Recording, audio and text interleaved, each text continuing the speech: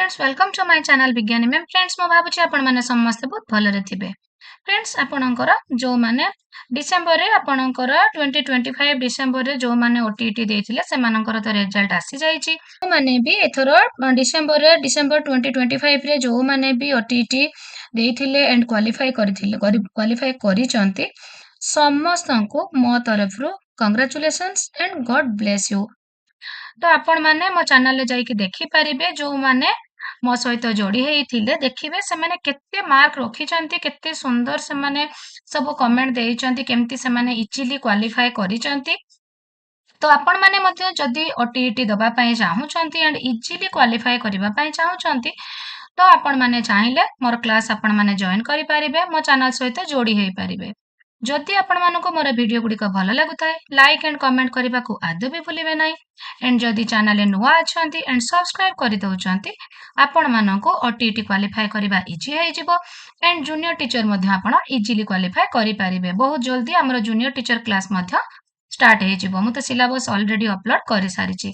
तो बहुत जण मते कमेंट करूथुले जे 2026 रे आपणकर ओटीटी केबे हबो। तो आपण माने बहुत लकी जे आपण मानक पई आजि ठारू डेट डिक्लेयर हे जायछि। एमिति केबे भी हुएनी जे आपणकर 2-3 मास पूर्वरु आपण मानक पई डेट डिक्लेयर हे जिवो।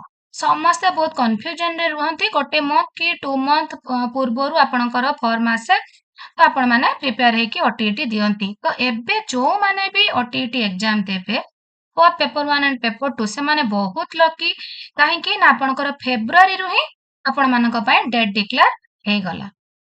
तो देखंतु आपणकर बीएससी रो चिट्ठी आसी जाईची आपणकर ओडिसा टीचर एलिजिबिलिटी टेस्ट जोटा आपणकर 2026 रे हबो जोटा आपणकर 3rd वीक ऑफ मे जोटा कि आपणकर मे रो तृतीय सप्ताह रो हबो। जो माने इन सर्विस टीचर अछंती से मानको भी बहुत इजी काहे कि ना मे रे से माने छुट्टी पाइबे पढिबा पई एंड आपणकर एप्रिल ले भी मॉर्निंग स्कूल हे जिवो तो सेते बेले मध्ये पढिबा पई चांस पाइबे एंड आपणकर फेब्रुआरी रु मार्च एप्रिल एपटे फेब्रुआरी रहिला सेपटे मे रहिला तो आपणकर कंप्लीट 3 मंथ हे जाउची आपनको पढिबा पई। जदि आपण माने भाबिबेनी जे फॉर्म बाहरु तापरे जाई कि आमे पढिबा ए भूल आदु भी करिबे नाही। जदि फॉर्म बाहरला परे आपण पढुचंती तो बहुत एम्ति क्वेश्चन आसे जहा कि आपनको कंफ्यूज करि दबो।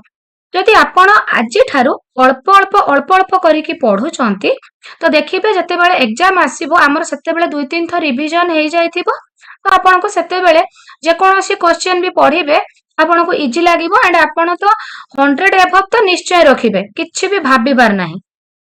सेति पय आपणकर एसओटीटी जेहेतु बहुत दिन टाइम देथिला जो माने मो पाखर पढिथिले बहुत जण आपणकर 100 एबव 110 120 बहुत जण टीचर सेमति रखिथिले एंड ए ओटीटी भी काली जोटा आपणकर रिजल्ट आसीची से माने भी बहुत जण 100 एबव रखिचंती एंड क्वालिफाई इजीली हेइचंती।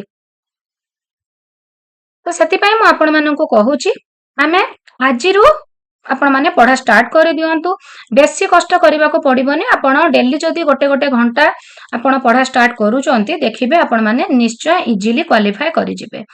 तो मो आपण मानक पई एबे डे बाय डे क्लास आनिबी आपणकर जूनियर टीचर एंड ओटीटी रो डे बाय डे क्लास एबे आनिबी जेहेतु जूनियर टीचर आपणकर नोटिफिकेशन आसी नाही तो सेति पई मु डेली बेसिस रे क्लास करू नाही आपणकर डे बाय डे आमे क्लास करिबा।